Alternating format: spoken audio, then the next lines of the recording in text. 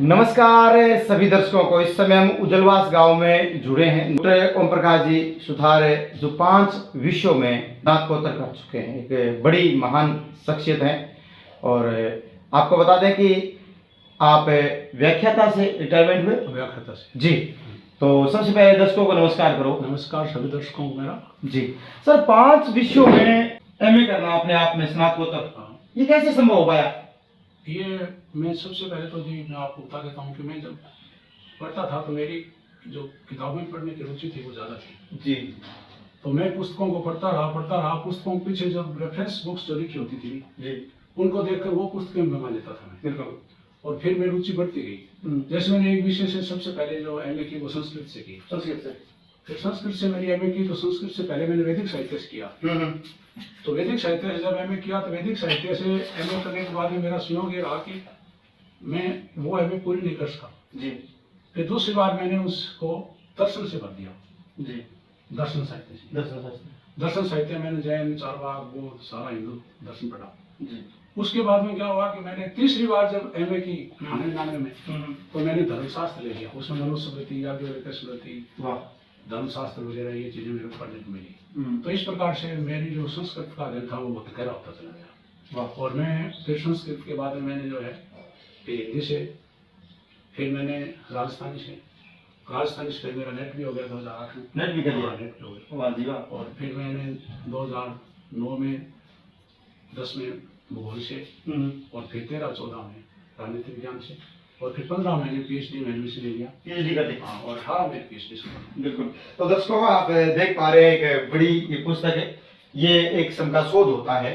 और सर थोड़ा, क्योंकि ये चीजें बहुत जरूरी है बताना, राकेश मोहन के नाट्य साहित्य की सामाजिक चेतना एक अध्ययन विषय पर आपने ये शोध किया है। तो सर इसमें कितनी दिक्कतें आई या आपका कोई दिक्कत नहीं है, तो इसके बारे में बताओ। कहाँ से आपने ये डॉक्टर उपाधि हासिल करी? ये मैंने जेजीटी यूनिवर्सिटी है झुंझुनू के पास में है, 20-30 किलोमीटर तुरेला गाँव है। वहाँ पर ये यूनिवर्सिटी है जेजीटी नाम, जगदीश प्रसाद लाल वाला। उस यूनिवर्सिटी से मैंने ये 2018 में जून में ये डिग्री प्राप्त की। तो मैंने सबसे पहले मोहन राकेश को लिया क्योंकि मोहन राकेश के जो नाटक थे वो सामाजिक स्तर पर, व्यवहारिक स्तर पर या एक अध्येता के लिए बहुत उपयोगी साबित हुए। तो मैंने मोहन राकेश को चुना। तो मोहन राकेश के नाटकों को मैंने पढ़ा तो मुझे जो है ये बहुत चीज़ें सीखने को मिली, उपन्यास लिखे हुए और मैंने नाटकों को प्रिय की। तो मैं क्या करता था कि जितनी भी ये इनकी लिखी बुक्स थी उन बुक्स को या फिर इनके साहित्य को इधर उधर से, जैसे भी उसमें नेटनाट पर भी लिख जाता था तो मैंने वहाँ से पेज निकलवाने शुरू किया मित्र से। लगभग मैंने 3-3.5 पेज निकलवाए।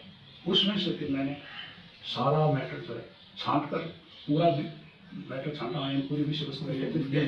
और उस विषय वस्तु एकत्रित करने के बाद में मैंने जो है हाथ से हैंडराइटिंग में 2-3 रजिस्टरों को तैयार किया, अध्याय बनाए 5 और प्रत्येक अध्यायवार जो है मैंने जो है उसके ऊपर धीरे धीरे लिखना शुरू किया। एक लड़का जो हमारे यहाँ टाइपिस्ट करता था, स्वरूप कुमार स्वामी टाइपिस्ट था, टाइप करता था, उस लड़के से रोजाना टाइप करवा लेता था और फिर जो त्रुटियाँ होती थी उसको दोबारा शुरू करने के लिए देता था।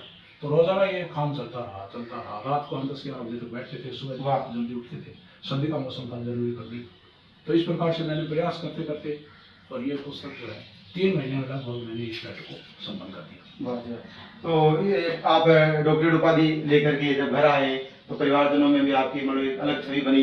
यहाँ पापा दादाजी हमारे ऐसे कर लेते हैं, वो बेटियों ने, ये भी परिवार दृष्टिकोण ही बताओ सर। परिवार की तरफ से जैसे अब मैंने जब ये किया पीएचडी तो उसमें सभी बच्चे क्वालिफाइड थे, पढ़े लिखे थे, सभी ग्रेजुएशन थे। एक लड़की तो अभी यहाँ देवला यूनिवर्सिटी में प्रोफेसर है इंग्लिश। हाँ, और लड़का जो है वो ईपीएफ होम कर्मचारी भविष्य निधि सेंटर में शिमला है। और लड़की एक छोटी है वो यूको बैंक मैनेजर, वो बीकानेर पोस्टेड है।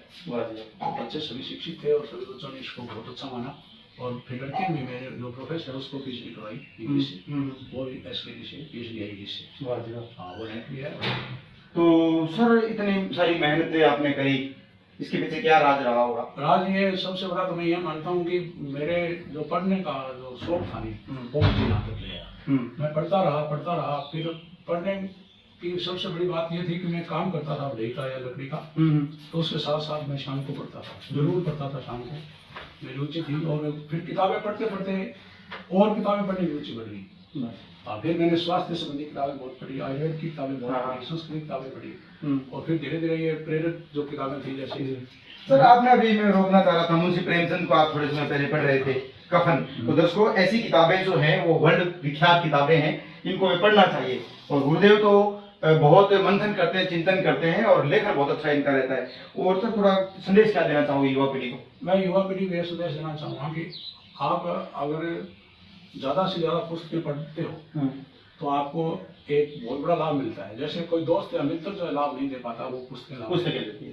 पुस्तकें मित्र होती है। दूसरी बात ये भी है कि पुस्तक जब हम पढ़ते हैं तो साहित्य पढ़ने से हमारे दिमाग की जो है वो कैपेसिटी बढ़ती है, सोचने की जिज्ञासा होती है। हाँ, उसमें क्षमता विस्तार होता है। वजह ये रहती है कि जब हम बुक्स पढ़ते हैं तो किसी और की जो थिंकिंग है, जैसे उस किताब के माध्यम से हमें प्राप्त होती है, वो थिंकिंग जो है हमें प्रेरित करती है और ज्यादा सोचने के लिए। या फिर समाज में जो घट रहा है, जो घटनाएं हो रही हैं, उनके ऊपर हमारा चिंतन, हाँ, कलम अपने आप चलने लग जाती है, मन चलता है, चिंतन बढ़ जाता है। सर आपने कहाँ से सेवानिवृत्ति ली थी? सेवानिवृत्ति यही राजकीय माध्यमिक विद्यालय उज्जैन से हुई, और 16 साल मैंने यहाँ सर्विस की थी, और लेक्चर के पद से मैं रिटायरमेंट हुआ था। भूगोल का व्याख्याता था मैं, 7 साल 6 साल मैंने भूगोल व्याख्याता के रूप में यहाँ पर कार्य किया। सर आपके क्षेत्र में आपके मित्र साथी ऐसे और हैं जिन्होंने 5-5 विषयों में स्नातकोत्तर किया? बहुत ही कम साथी हैं, 2-3 करने वाले तो कई साथी मिले हैं, पर ऐसे मेरी तरह कोई 5, 7, 10 डिग्री वाला नहीं मिला। चलिए, एक तो ये पूछ रहा हूँ, आपके आदर्श व्यक्तित्व कौन है जिनको आप ज्यादा मंथन करते हैं, जिनको ज्यादा आप ग्रहण करते हैं, ऐसा व्यक्तित्व? ऐसा मैं स्वामी दयानंद सरस्वती और मुंशी प्रेमचंद को इनको ज्यादा पसंद करता हूँ, क्योंकि मुंशी प्रेमचंद का साहित्य बहुत उच्च कोटि का है और स्वामी दयानंद का चरित्र और ज्ञान उच्च कोटि का है। गुरुदेव आप पहले भी कोई किसी चैनल पर आए हो? पहले कभी नहीं आया, मैं प्रथम बार आपसे मुलाकात हुई है और आपके चैनल पर ही आ रहा हूँ। उस समय तो चलो इस तरह की चीजें बहुत कम होती थी, लोग आते भी कम थे, लेकिन आज तो जमाना बहुत हो गया है। तो ऐसे में क्या जरूरी है आज के युग में सोशल नेटवर्क मीडिया में आना? हाँ, इसको मैं आजकल एक आवश्यकता मानता हूँ, क्योंकि अब जो समय चल रहा है उसके हिसाब से हमें विज्ञान के साथ चलना पड़ेगा, तकनीक के साथ चलना पड़ेगा।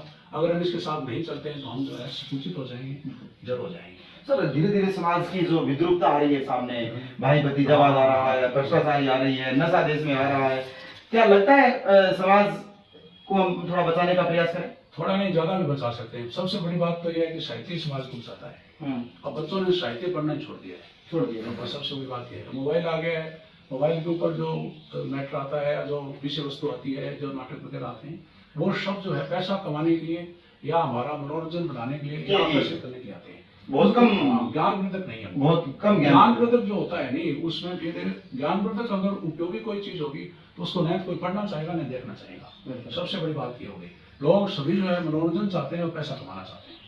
बिल्कुल जुड़ेंगे आपके साथ एक अलग टाइम में भी, एक्स्ट्रा टाइम में और लेंगे आपका। दर्शकों शायद आपको गुरुदेव की ये बातें अच्छी लगी होंगी, और ऐसा व्यक्तित्व है जो शिक्षा जगत को एक बहुत बड़ा आयाम स्थापित कर रहा है, सुशोभित कर रहा है। वीडियो शायद आपको अच्छा लगा। आप सबके साथ मेरे आराम। नमस्कार। नमस्कार, जय हिंद।